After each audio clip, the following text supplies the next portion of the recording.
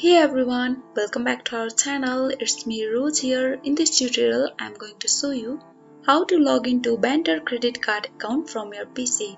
Now without further ado, let's start right into the video. Now to log into Banter Credit Card Account, firstly you need to open your preferred browser. As I have preferred to open Google Chrome. On the search bar, click over there and search Banter Credit Card Login. And on the first result of Google, you can see Banter Credit Card. Click over there. From the direct website, we are on the Banter Credit Card homepage. To log into Banter Credit Card account, click on Sign In.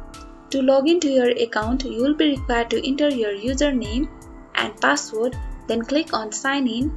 If you have forgotten your username or password, then click on Forgot Username or Password and follow the procedures to retrieve your username and set your new password.